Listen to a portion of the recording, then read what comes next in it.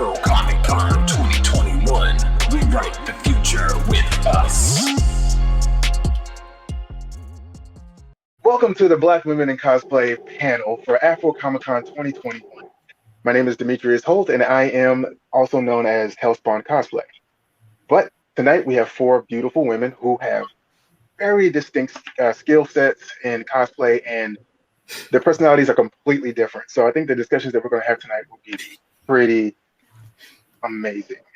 So what we're going to do is we're going to start with Miss Phalafel Cosplay to let me know and let everyone else know exactly how long you've been in cosplay, and what your discipline is and what your specialty is. Alrighty, well, hello everyone. My name's Karena, but I go by Phalafel. Phalafel Cosplays on virtually all platforms. I have been cosplaying since 2017, so that is almost 5 years now. Ooh, I forgot what year it was for 2 seconds.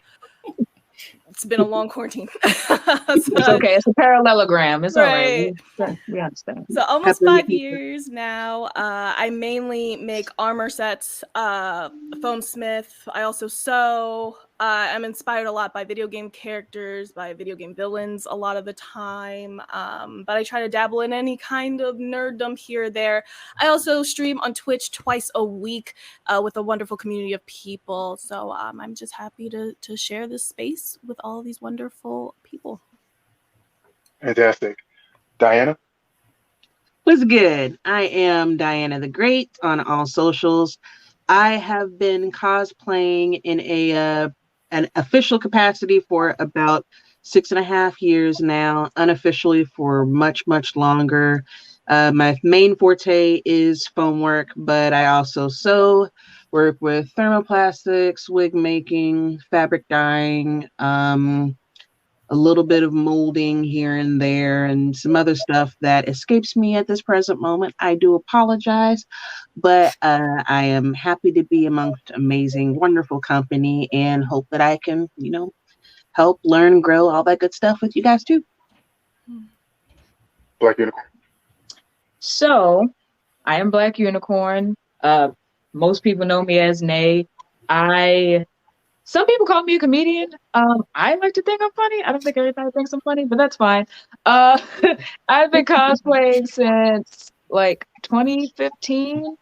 A lot of my cosplay is based off of classics, like things that I grew up on, be it like video games and Mortal Kombat, or like Batman and Robin Forever, like stuff like that.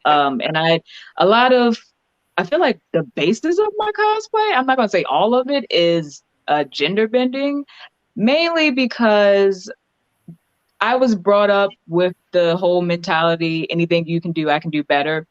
Everybody remembers that commercial. So I just think to myself that as a female, whether I'm pretty, whether I have breasts or not, like I can do the same thing that men can do, and sometimes better. But anyway...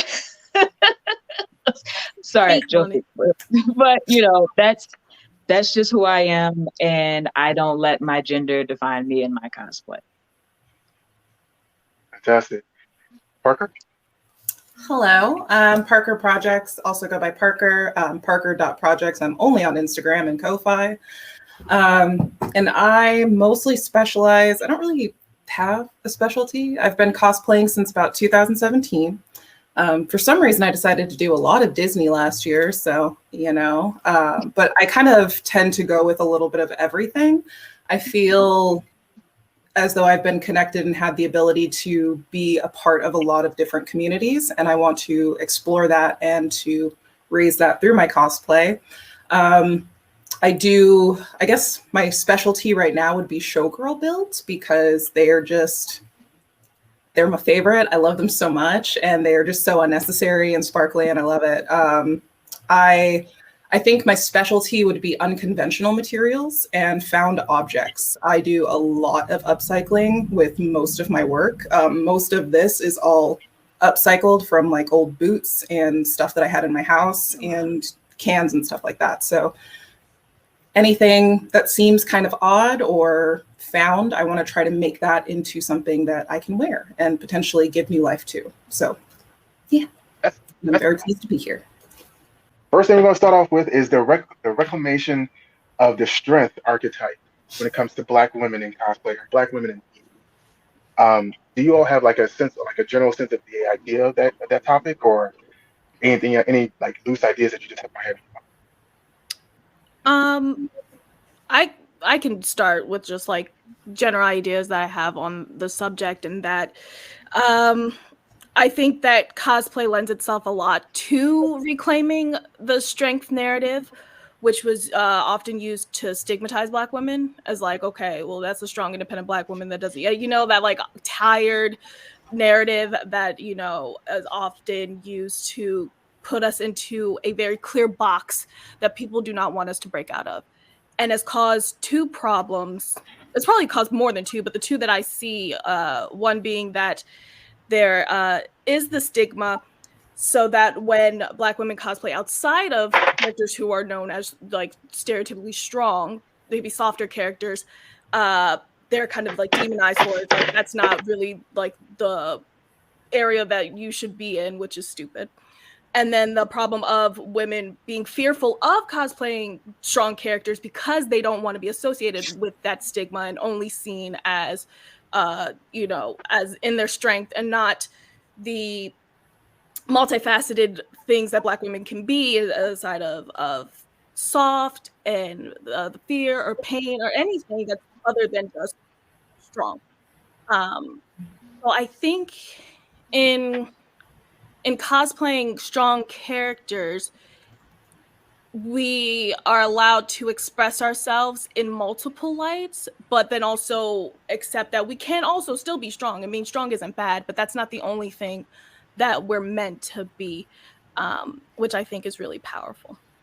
When I first started cosplay, I was scared to do softer characters. Not really scared, but it just didn't seem appropriate, or didn't seem like maybe people would understand why I was choosing somebody who was more soft-spoken or more gentle. And I always tried to highlight the strengths or the ways that they are strong, but it's not about physical strength, and it's not always about being intimidating or barking at somebody and just being kind of mean. You can have those people with quiet strength, kind of like Riju, who was my very first character, who didn't know that she had the capacity to lead an entire village, and she was scared. And I feel that every day.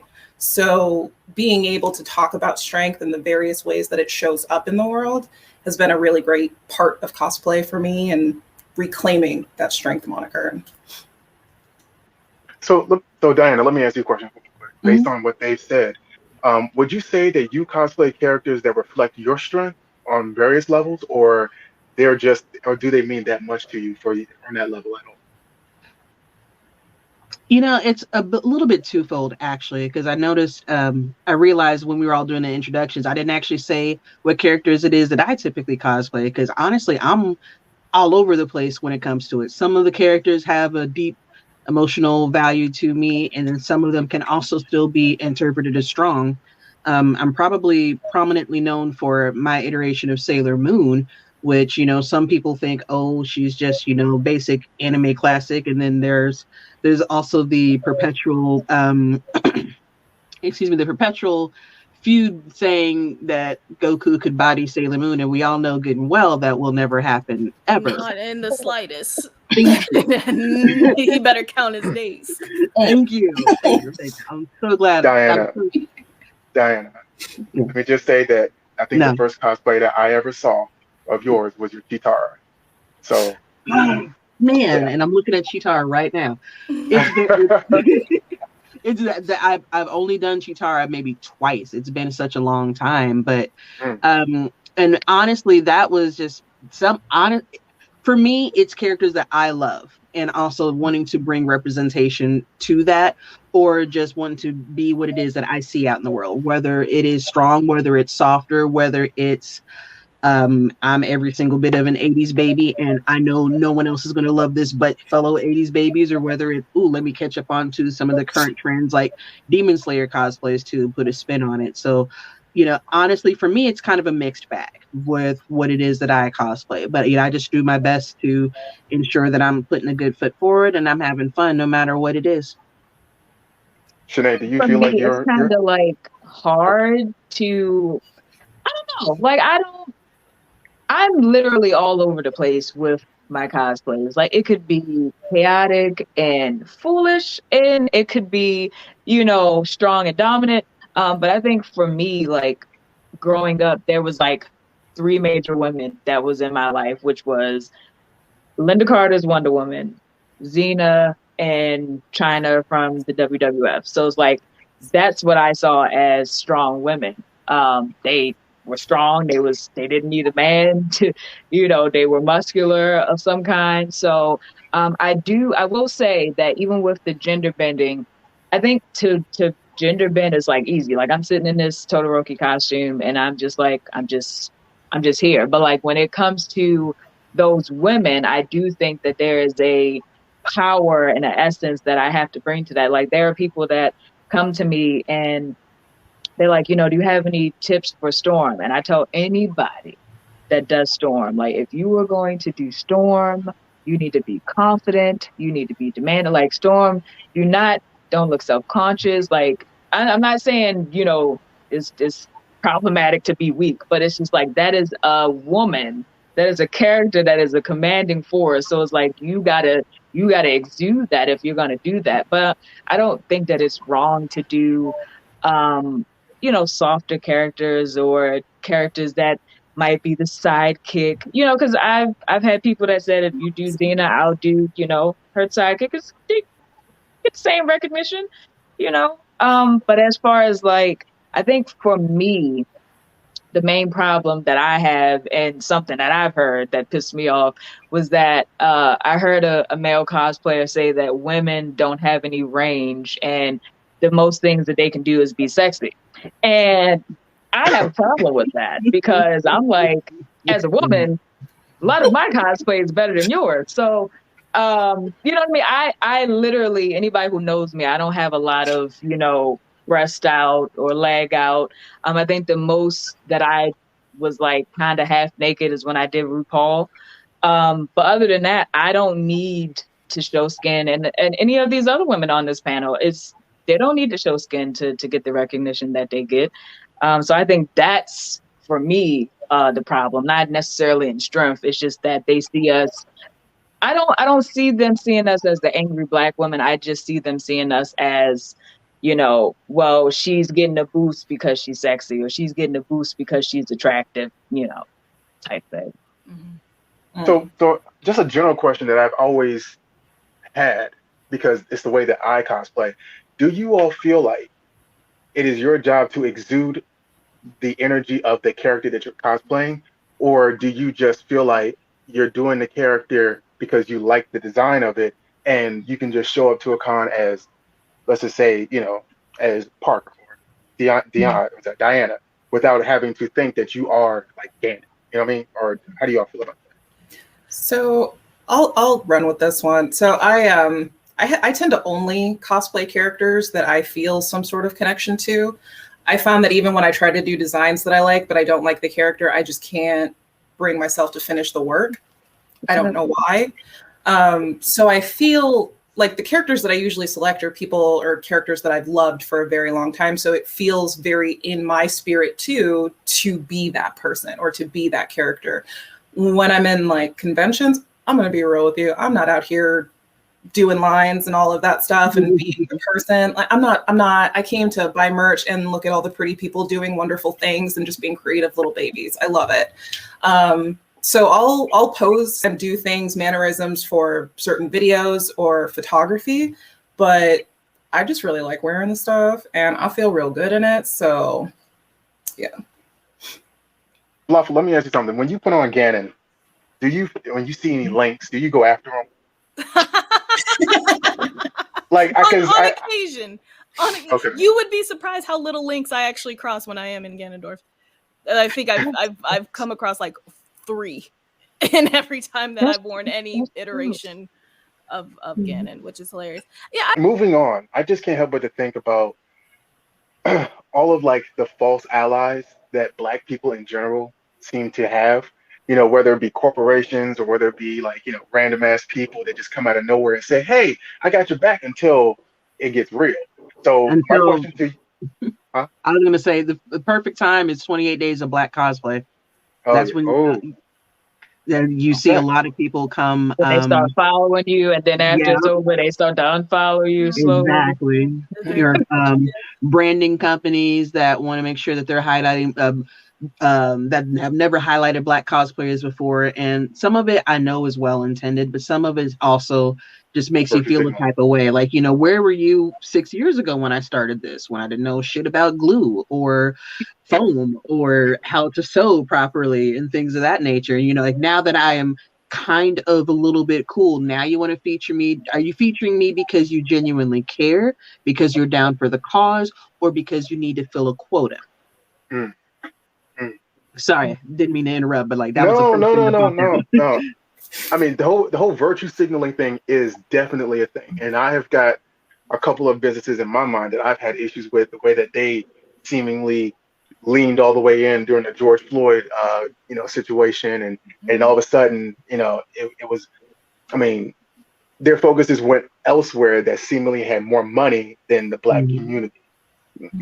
Like, to be completely honest with you, like I can sit there and see Mattel put out a brown version of their logo and say that they stand with Black Lives Matter, and that we've been there. Like I can pull up screenshots right now of what they said. They said that they would be there, or that it's time for them to show up. As soon as the trial was over, as soon as everything kind of died down, it went back to them pushing their American toy lines, which is basically a toy line of like non-gender toys or dolls, so that it was all different colors, all different like genders, and everything was just focused on that. And it wasn't until this year when they started leaning in on like the He-Man stuff, and that's when we started to see the King Grayskull, which was black, and yada yada yada. But I have to ask, other than Diana, like, have any of you had any experiences with false allies who said that they were holding you down, and then when things came come to shove, they were nowhere to be found? I'd be shocked if any Black cosplayers, or honestly any BIPOC, but specifically Black cosplayers, hadn't experienced it, especially after the wave of performative activism that had happened in June with the George Floyd trial. Every February, you're completely right, Diana. Like every February for 28 Days of Black Cosplay, and a wave of popular content creators will start sharing Black creators, and then you will not nary see another Black person on their page for the rest of the entire year. It's like 1 month that we get highlighted. And that's a huge part of the issue of a lot of the racism, discrimination that Black cosplayers face now, with constantly being told that we can't cosplay whoever we want to cosplay because we're Black, because of, what have you.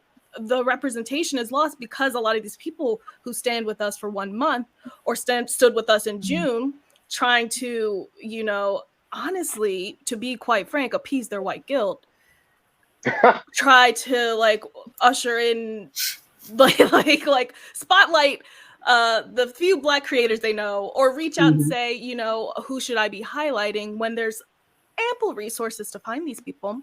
Absolutely. And I don't want to discourage or demonize anybody who's actually trying. If you're actually trying and you're like, okay, like this is where I faulted at, let me try to like figure out who I should be looking at, who I should be sharing, like how I can be helping the community be better. But it's very obvious when you can see it's so transparent with intention. How a lot of people will come through and say like, okay, great, I did my deed. I posted 10 Black people on my story that expires in 24 hours. And now I leave you all to it. I did such a great job and racism is over. And that's just not the case. Like, to be frank, like it's not. And so Did my deed for the day. Yeah, exactly. Their day it is. So I hope that one day we get beyond that. I hope that we're not limited to a month of time of recognition for all the wonderful creative things that Black people do in the cosplay space. But unfortunately, it's present and prevalent, and should be talked about more. Indeed. Have you all ever experienced any kind of you should not cosplay that character because of your color or whatever from your own folks? Constantly. Not my own. Huh? Oh, from your own folks, you said? Yeah, from like other Black folks. Oh, no, not from other Black people. It depends upon the circle, actually. Hmm. Because if we're here within the cosplay community, absolutely not. Like, most of us do have common sense and would not actually approach somebody to say, no, you can't do that because you're Black and this character is canonically perceived to be white or whatever. It's Japanese, it's anime, whatever, woo woo. But there have been instances where I have seen, not me individually, but I've witnessed other people saying, can you believe that? Us saying, can you believe they cosplay this or they were dressed up as this? That character doesn't even look like that. But it was someone who was outside of the cosplay community. Mm. And, Always outside. Always yeah. outside. Always. And when you're outside of the cosplay community and you're not familiar with how things should be, meaning that's a faux pas. You don't tell somebody what it is that they can and can't do, because cosplay is truly for everyone, with the disclaimer that you are not Black facing, race facing, causing anyone harm, or oh gosh, or bringing any kind of is another word for when the people, the Nazi cosplayers that say, oh no, it's historical reenactment. No, Yeah, you don't do that shit. So that there's 4 off limits for me. Other than that, absolutely, cosplay is for everybody. But trying to find that bridge of people outside of the community that see, okay, cool, Comic-Con is really neat. I like superhero movies here and there or whatever. But then what it is that they've always been exposed to, and then they see something that is not what they grew up with or whatever, like you see, what is it? A big example of this in mainstream media, Anna Diop with Titans because she was Starfire. Starfire is right. an alien that is orange. Orange. Literally not a human hue. Exactly. Exactly. Unless you're Trump. I mean, yes, but is he human? Let's be real. No, let's That not part. talk. Let's not talk. But the backlash that she faced initially, because she, as a Black woman, everyone's like, no, that's not my Starfire. That's not the Starfire that I grew up with. Just today, within the past 24 hours, a prominent cosplayer, Cosplay Nay, who just went to New York Comic-Con, did trunks, and his trunks is immaculate. His stuff is literally so pristine. And he got a big shout out from Toei Animation on Twitter, and someone responded, well, why is he brown? Oh, of course. I saw that. Yeah. So, it typically, the most harm always comes from people who aren't outside of the community. And I just wish that folks would actually have the cognizance to understand that, it's okay to be wrong, but don't be so damn loud about being wrong. Like, can we come to a mutual understanding first? Like, let me explain to you, hey, cosplay is truly for everyone. I'm not a Black version of anything. I am this character right now here in this moment. And just because you grew up with it in some way, shape, or form doesn't necessarily mean that I can't do it in my way, shape, or form and still have a great time with it. Just I think for me, I don't get a lot of this like in my comment section or in my inbox, because people will know I will cuss you the fuck out. Like, and I will put you on Front Street and let everybody else in the comments have you. So it is not the zone that you want to enter over here. And I have a great tribe of people, so I don't have like that half-ass, like, fake friend type thing. Like, girl, you should stick to, you know what I mean? So, but I will say that I made a status the other day that said, if don't ask a cosplayer for their cosplays for Halloween. And I was being funny, but I was being totally honest. And I say Super that because it's like I had you said what? Just super honest. Yeah, like, because I had a friend tell me the other day, she's like, yeah, I was trying to get so-and-so this cosplay with his costume, and it was like $60, and that's a lot. I was like, I got only spent $60 on some bracers today. Like, what do you mean that's too much? Like, noob. Like, but to me, like, people on the outside, like, will have so much to say, like, oh, I wouldn't have done it this way, or blah, blah. And it's like, well, listen, my Cash App is such so-and-so. Because, and I say that because people put so much time and effort and literally blood, sweat, and tears into their cosplay. And no, I'm not about to just lend it to you just for a day, you know, or the other thing is people that are cosplayers will go to these, like, you know, parties, the Halloween party, and they're having the costume contest, and somebody like Phalafel will lose to somebody in a Harley Quinn that's 2 sizes too big for them, the wig coming off. And it's like, do you see this often? Like, that's all I'm saying. So I've had people say like little stuff. It's never necessary. Well, I've had somebody say something about my Dio, of course, you know, which is a, you know, anime character, and they're like, well, Dio isn't black. And I'm like, well, he's gonna be black today. Right. So Vampires aren't that's real, what's but gonna happen. And I had somebody else that was black. When I did Raiden, clearly I have a septum piercing. So when I did Raiden, they were like, oh, well, Raiden doesn't have a lesbian nose ring. And I was like, well, what? I'm sorry, that's so stupid. Why and I think that, like, possess somebody to say that? yeah, I don't think it bothered me so much because actually the person that the voice actor of Raiden saw my cosplay and shared it and everything. So I was like, he thinks it's amazing. Like, if you think that I give a shit about anything that you just said, like a lesbian nose ring, like, that has nothing to do with being a lesbian. Like, I need you to get your insults better, come back with something else. Maybe we can have a dialogue. that I have to ask is, you know, when you are balancing the hypersexualization of, you know, Black women in cosplay and in the media, you know, why do you think Black women get the most scrutiny out of all of the different, you know, groups? Because we're fetishized. Because we're fetishized. We are Yeah, fetishized. We are we told can we go are down to the list. first.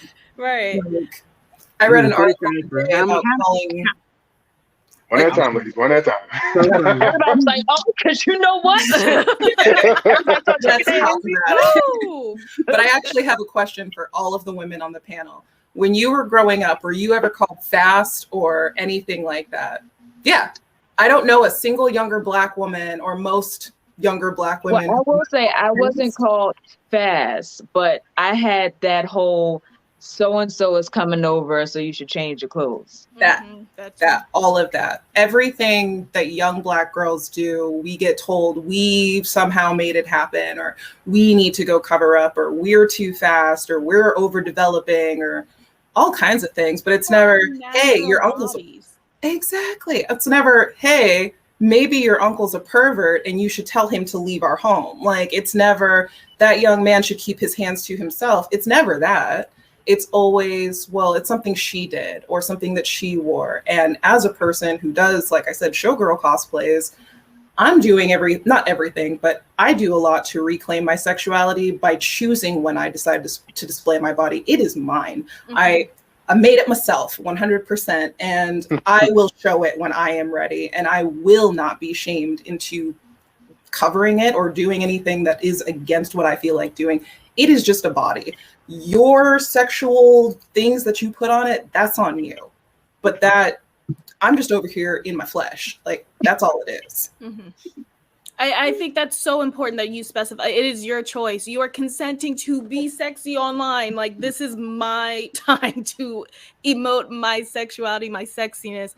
And I feel like, I don't know. I feel like a lot of times we're expected to do it in a way that's like, okay, well, like, time's cracking. Like, when are you going to pull your titties out? And it's like, well, hold on now. Like, once I am ready, such things will happen. And I don't know. I feel like it does happen, especially to Black women, because we do tend, and it's not all Black women, of course, but we get a body, we get shapely, you know, and those things tend to be sexualized immediately. And it's our existing bodies that are put again into this box of like expectation of what we should or should not be doing with them, rather than what we want to be doing with them. And I think that there's a clear distinction, and it goes back to consent, that people should really recognize with it. Most definitely. It's a lot of that consent, because it is the moment that you decide this is what you want to do and you want to be sexual, but you're not going to take it further with someone, or you're not going to play into whatever fantasy they constructed.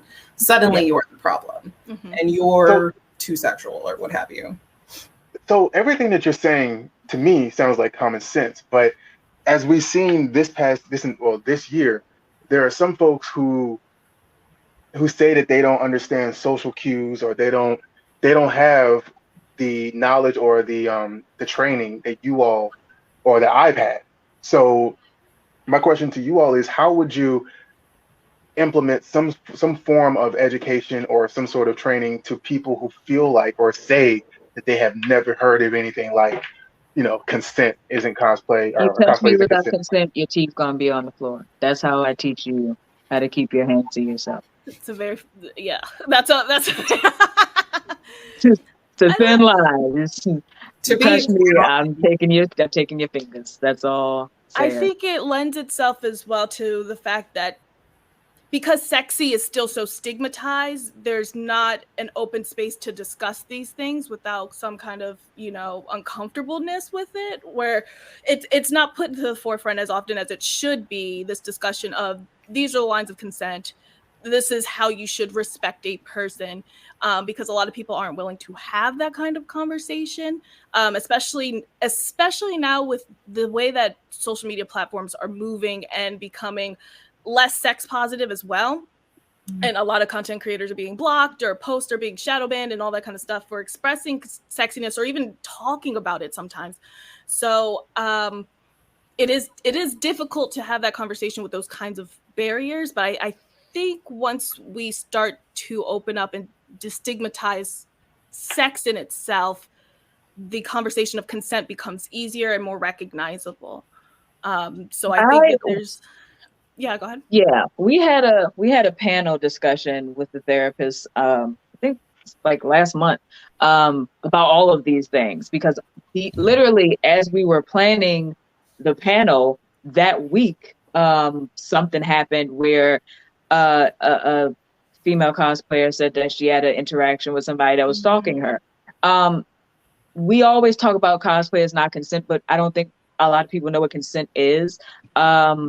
Point blank period, like these things have to be talked about. Like we all can say that we've grown up in a society of something where, like, if a guy was interested in you or a female was interested in you and you go over their house and you guys are watching movies and suddenly somebody makes a move on you, and like we might have wanted them to make that move on us, and and everything happens and it flows, and in some cases it's great, all of that, but there are people that did not intend for that to happen. They literally came over to watch a movie, so I think that everything has to be talked about. If a female says that she's interested in giving you some coochie and she gets to the house and she no longer wants to give you coochie, then if you want her to leave or you want her to chill out, that's fine. But you can't no longer take it because she offered it yesterday. So it's still the same coochie. It's just a different day. Like, no, that's not what that means. And it's just the same thing as if a guy is online talking to me, and because people have done it, if I speak to you today and I speak to you tomorrow and we're just having a regular conversation, just because you speak to me Friday, if I don't feel like speaking Friday, that does not mean because I've talked to you the rest of the week that you are now entitled to my time, because it's still my time. And I think that's where people get confused. Like, it's just like, oh, you said yes whenever you said yes, so it is just like a blanket of anything that I want to do because you opened that door. And it's like, no, like things have to be talked about. And I don't think that we talk about those things. Or like, I seen a video the other day on TikTok that pissed me off, and it was a guy and a girl, and I guess something had happened. And he was talking to the girl about how she was like wearing these like skimpy outfits and stuff like that. And he was just like, but why are you like a tease? Like, why don't you cover up? And it's just like, nigga, if you don't like, do you understand that is more about you than her? Because just because she's wearing a mini skirt and a bra outside does not mean that she wants sex from you. That just, she might be empowered that she can come out of the house and love herself enough to be able to do that and confident. But you looking at that as something different. Like I was explaining to them the other day, just because somebody's a prostitute, don't mean she's laying on her back 24/7. I'm quite sure she has a life, kids, she got to cook. She's not having sex all day. She has a regular life too. Like, it's just, these things have to be talked about. Yeah, like, come on now. It's 2021. We shouldn't keep doing this shit. Like, come on now. And if you don't understand social cues and you openly admit that, then it is doubly your responsibility to ask if it is okay.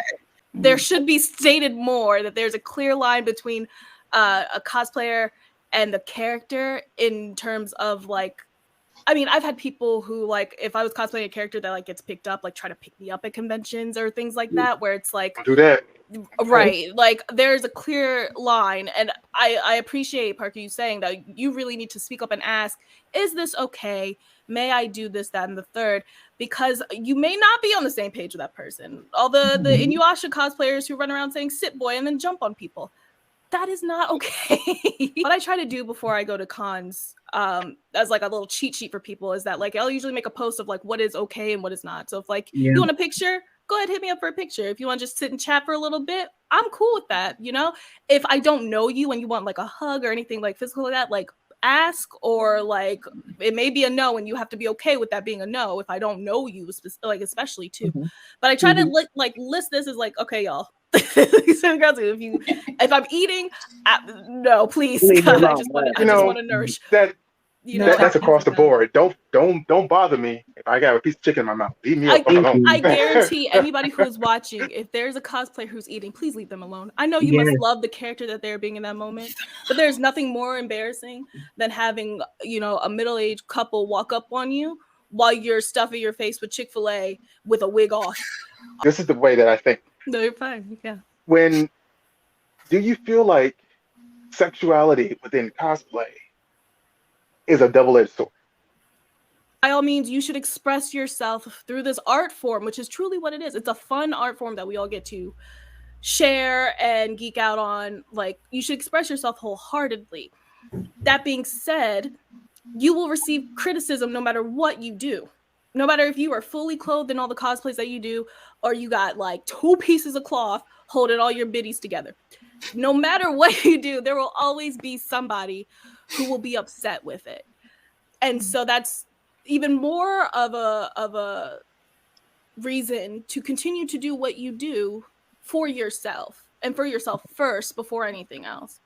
Because at the end of the day, like, that's all you're gonna have is you.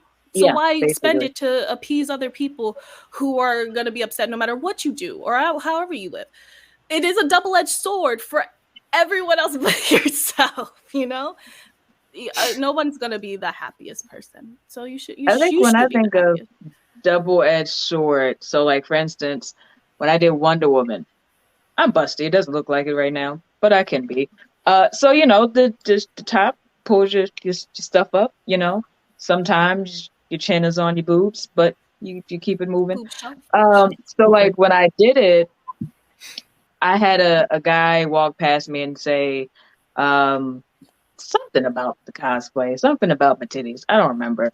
And I just was like, you know, like, anybody else would kind of shrink back as women do, like, oh, you know, maybe I shouldn't have wore this, or, like, this isn't an attention I was trying to get, blah, blah, blah. And I was like, maybe you should just take your head out your ass, because I didn't ask your opinion. So, you know, but that's kind of how you have to be. And it's like, I'm not a mean person. I'm a very direct person. And I'm very direct because it took a lot to get me here. It took a lot for me to look in the mirror and love myself and be happy with myself. So just like Phalafel was saying, at the end of the day, every cosplay I do, everything that I post, I could care less if it gets 10 likes or 1,000. Like, sometimes I'll turn the likes off because I sincerely don't care. But I'm doing it because I'm happy with it, or I want to make somebody laugh, whatever. But literally every cosplay I do, I get in that mirror and I'm like, oh, I did the damn thing. Okay.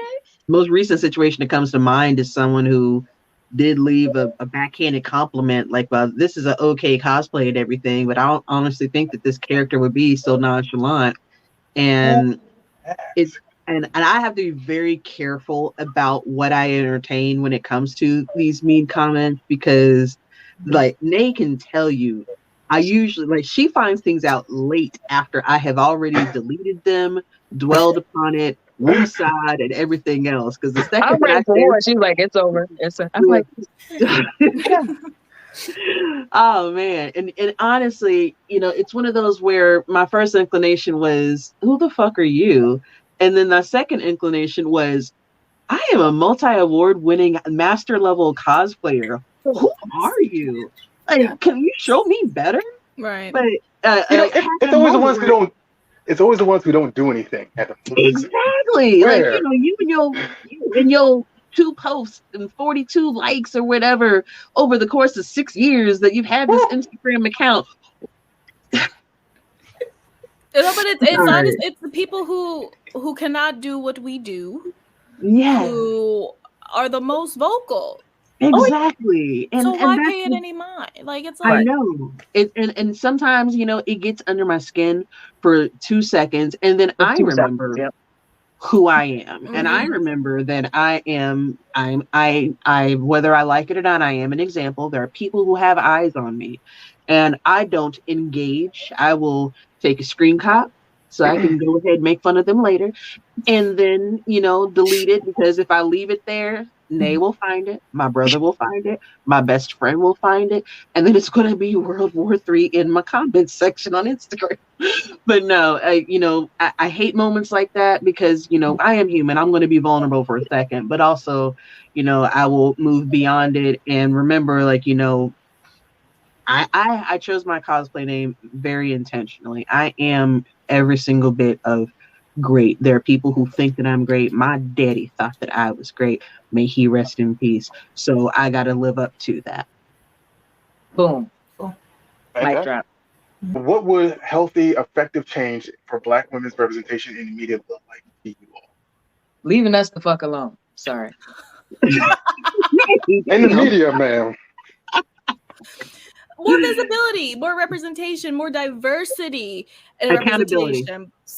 Accountability, like, honestly, because I mean, if we're going to also still be frank, usually even in these 28 days of Black cosplay, it's usually like the same 7 or 8 people that are shared amongst I was gonna say something about that, but I was like, I want to see more queer Black women. I want to see more plus size Black women. Yes. I want to see everything that we encompass in the media, at conventions, guesting, having these brand deals with these companies, be it your foam companies, your makeup companies, and what have you. I think us being visible would be great change, great change, and all of us being visible, not just a very specific, minute type of Black women in cosplay that the Eurocentrics wish to see.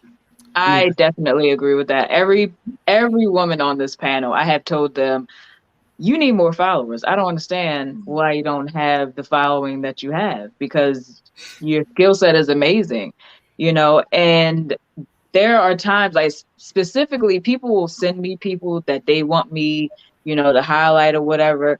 But there are people specifically that I'll look for and weed through. Like, even if that person has 156 followers, I'll share that because they're dope. And I'm like, but we don't, like she said, we don't see them.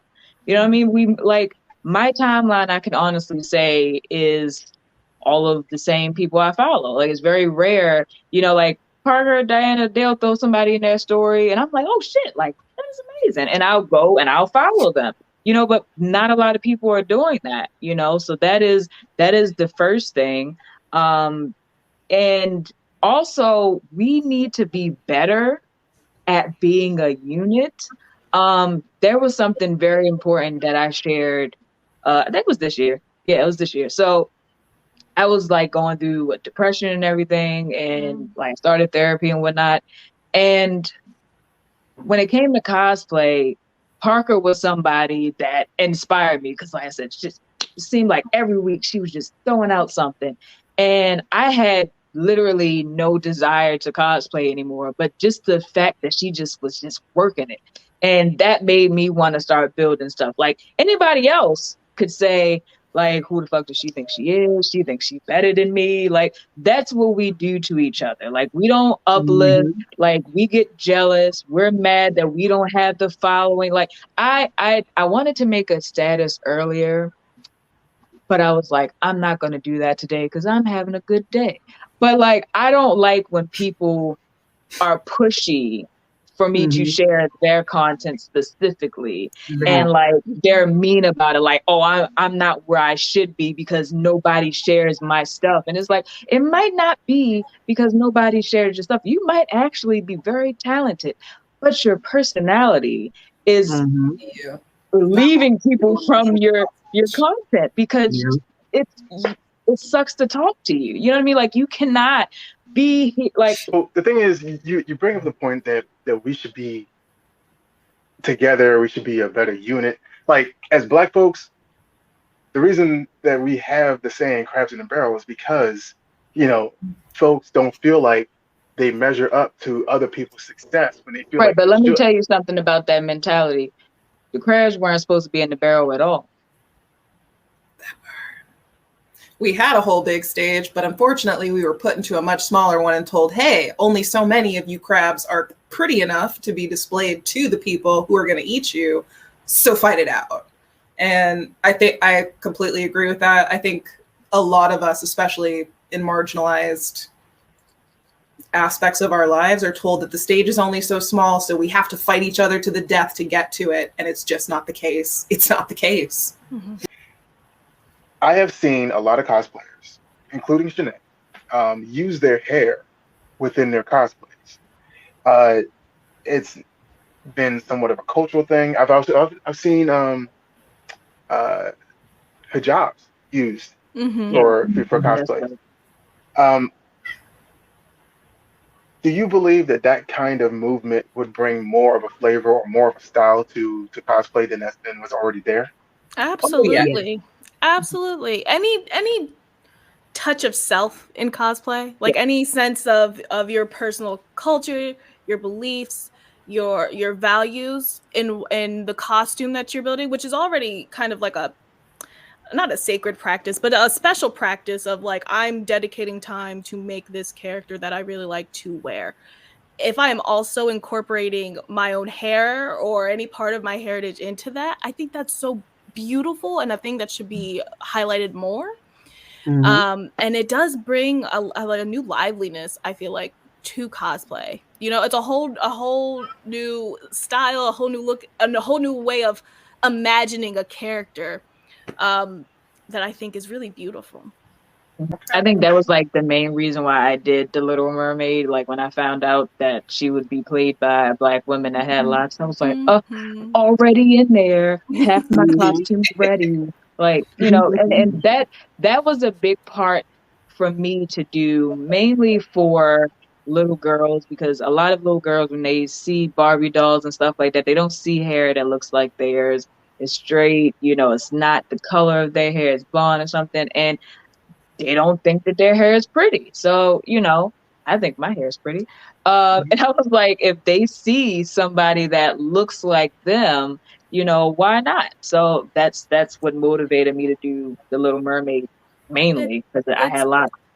It's an added level of representation. It just it heightens even more a way of showing that this is meant for everyone. You too can cosplay whoever you want to cosplay and use your natural hair or use natural hair wigs, and you are still that character. And it's awesome that you are that character. So I think it's also helpful that people are starting to use, and honestly, it's comfortable. Anytime that I've used my actual hair, I'm like going through it right now. My edges hurt. I'm getting a headache. Listen, platform is basically the proliferation of minorities within mainstream media, because the representation that we saw from Black Panther made a really big impact on a lot of little kids' lives. You know, so because they weren't looking at drug dealers, like Brown, or like just a really positive representation of Black folks. You know what I mean? So that's where I found my footing, where I really wanted to be a part of something bigger than myself. I am compelled to ask, do you all have at any given point like said, I'm going to make this character super Black because I feel like I want this person or this character to represent not only myself, but everyone else out there? This one. Yep. L'Oreal. My whole L'Oreal, I straight turn this up into twists because of Shanae. Instead of going with like the long red hair, I wanted, even though it's not super cultural, I think other than that, I thought this was the most important, in my opinion, because I have such a connection to Ariel and her story, like just to her as a character, and the idea that I will get to see a Black Ariel in my lifetime means so much more to me than I thought it ever would. And that's a lot of kind of where my cosplay has started to evolve to. Like I'm also doing a Foxy Beatrix Kiddo. So it's a mix of Beatrice Kiddo and Foxy Brown. And I love that. A yellow and black wig, like a yellow and black fro, huge. It's going to be amazing. Shanae is my go-go. I am so excited. But yeah, it's I feel that all the time. The first time I wore Ariel is just my first little battle Ariel, which fell apart immediately and it was horrible. But this little Black girl from across the con floor screamed Ariel and I lost it. I started crying. Full blown con floor. I was such a mess. Like stay in character. Right, I know. I turned around. I was like, oh yeah. I just got something in my eye. It's fine. But yeah, that makes me think of that one picture of Diana when she was Princess Tiana, and she's dancing with the little girls. I was just like, oh, I'm not gonna cry. It's just so beautiful. I do get asked a bit why I don't paint my skin green when I'm in Ganondorf. And the reason why I don't do it is because the Gerudo women are beautiful brown women in the Legend of Zelda universe. And I feel like sure, the one man who is born every 100 years to like ruin shit, sure, he's going to be green. That's fine. But me as Ganondorf, I want to represent those beautiful brown women as well. And I don't want to say like I like that cosplay more because you're yourself, but like it adds like it's a very beautiful cosplay. And when I think of you, I think of that. Like, and I don't know if you did it green, like would it be the same? It just doesn't feel right to me to try to like, especially for a race of women, powerful women in this universe who are strong warriors and are all brown.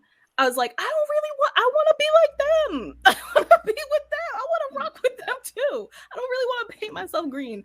So like, I feel like even in like ways like that, where you still try to hold on to those values, like, I don't know.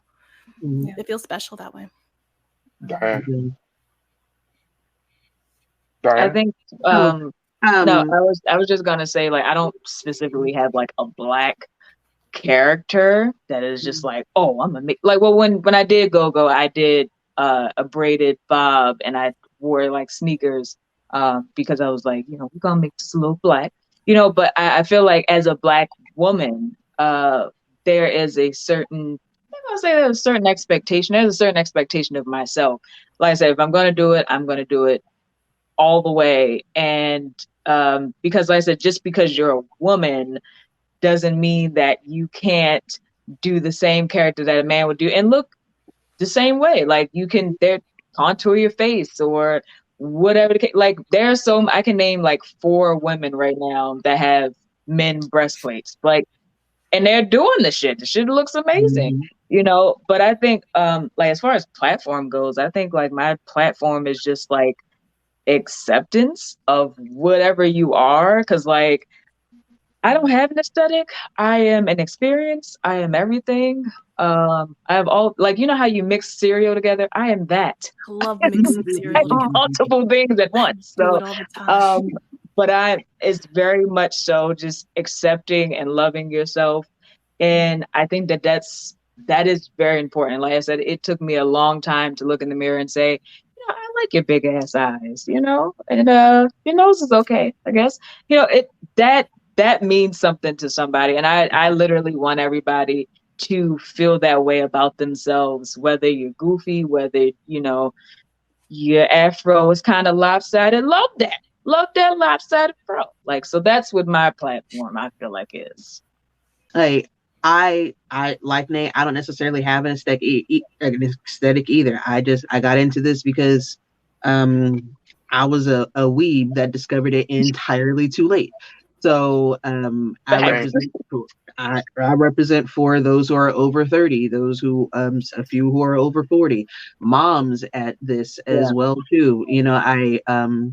I want to make sure that I am, I'm not trying to be an example, but I know that I am an example. And I just, I'm enjoying myself. I'm not trying to be an inspiration, but I know that there are folks who do look to me for inspiration. Going to BlurredCon was an absolute dream come true because I got to meet a few of y'all as it was, but also there were some people who I didn't even realize that I had an impact on. Them seeing my my drag queen Persephone, a character I very specifically wanted to make sure had an afro, because the Lore Olympus series is one of my favorite web comics, but I wanted to make sure that this character had an afro because no one else had done it yet. I was like, mine is going to have a great big ass pink afro. And so many people were like, seeing yours made me want to do mine. And I'm so thank you for that. And I'm just like, well, of course, like, I'm not trying to, but sure, yes, absolutely. So, like, me, myself, you guys, like, I'm honored to be here, and I'm glad to be a cosplayer. I'm glad to be me, and I wouldn't have it any other way. Fantastic. All right, so I'm going to ask you all to let people know where they can find you, and then we'll just close this out from there. Phalafel? Alrighty, you can find me Phalafel Cosplays everywhere. That is Instagram, Facebook, Twitter, TikTok. Do little dances. I don't do dances on TikTok, but I also stream twice a week, every Wednesday and Sunday, Eastern Standard Time, 7:00 p.m. on Twitch. Yeah.